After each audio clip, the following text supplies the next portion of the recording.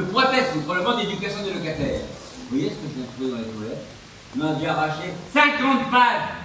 Je ne sais pas si la chose est courante, monsieur Bronski, mais il a fallu que je vienne de France pour essuyer ces vexations. Il a raison.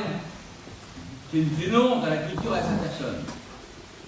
Un blasphème, un attentat, une agression. Calmez-vous, camarade. C'est vous qui avez volé le livre. Je ferai une enquête, mais tout d'abord, calmez-vous. En toute chose, il faut se demander quelle est l'époque, quel est le préjudice, quelles sont les intentions. Et peu importe les attentions, il faut rembourser à Valentin le prix de son livre. Comment bien, monsieur Dubois, que vous n'avez pas encore compris l'esprit du socialisme. Dans un premier temps, ce livre était la propriété d'une seule personne qui ne s'en servait plus. Ce livre occupait sa place parmi d'autres livres. Puis ce livre, propriété d'un seul, s'est retrouvé, je dirais, par la volonté populaire, s'affecter à un autre usage. Usage collectif, quotidien, intensif. Usage salvateur au sens où il résout le problème, provisoirement sans solution.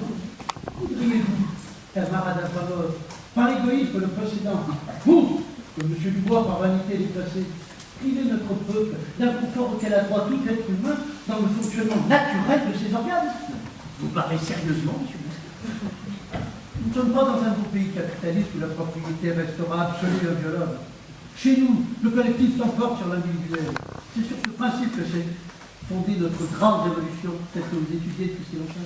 Vous avez eu raison de voler ce livre et de l'affecter à un usage dégradant. Rien n'est dégradant pour ce qui s'en occupe. Et vous n'êtes pas disposé à présenter vos excuses à Valentin et à moi? Des excuses. Vous demandez des excuses à notre peuple. Non, camarade, vous avez mal compris. Seulement aux locataires. Un peuple sorti vainqueur de la grande guerre patriotique ne s'adressera pas devant un Français arrogant. Vous n'êtes qu'un invité chez nous. Et il ne faudrait pas causer du désordre. Au diable, votre peuple! Calmez-vous, monsieur Dubois. Ici, nous ne tolérons pas les délinquants. Si vous ne vous taisez pas, je vais devoir signaler ces propos contre-révolutionnaires. Monsieur Bronski, j'ai beaucoup supporté depuis ce matin. À l'université, on me refuse un bureau et on veut me loger dans un cagibi avec un ours mal embouché. À l'hôtel, on m'expulse et on jette mes bagages dans le couloir. Ici, on déchire ma thèse de doctorat, 5 ans de travail, 10 000 fiches et 3 brouillons pour l'affecter à une fonction indigne. Et vous avez le culot de me prouver que tout va bien. Gardez vos distances, monsieur Dubois. Le peuple russe ne se fait pas agresser impunément. Ah oui! Arrête! Relâchez-le!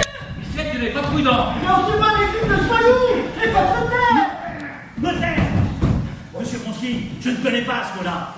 Je venais gonfler d'enthousiasme et de sympathie pour la réussite d'une grande nation. Je n'étais jamais entré dans vos appartements. Je m'étais jamais frotté à la réalité de votre paradis. Qu'avez-vous fait de nos plus nobles espérances? Où sont les idéaux d'octobre? Qui est devenu cette grande idée d'un peuple d'égaux, un peuple libre de son destin? Me taire, je dénoncerai ces vertueux principes qui ont fait de vos compatriotes un troupeau de bureaucrates, d'esclaves, d'incapables, d'ivrognes, de mouchards, de voleurs. Je voulais me plonger dans les masses populaires. Oui, j'y suis, et je noie. J'appelle à l'aide. On veut me fermer la bouche. Halte au mensonge. À bas les lignes! À bas les soviets! Vive le capitalisme! Vive l'impérialisme américain!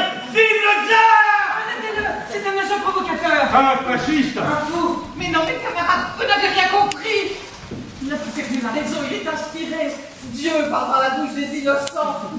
Il avait dégagé de ce que visite le Très-Haut! C'est peut-être vrai. Ma grand-mère disait que l'esprit habite les frénéties. Mais le ciel le dit. Mais le ciel nous l'envoie! C'est un prophète, c'est un saint! Un saint? Oui, un saint! Petit Père, bénis-nous! Et pour nous, Donne-nous la victoire! ils l'ont dit. Pardonne nos péchés! Accorde-nous l'éternité. Pitié, Pitié! Pitié! Pitié!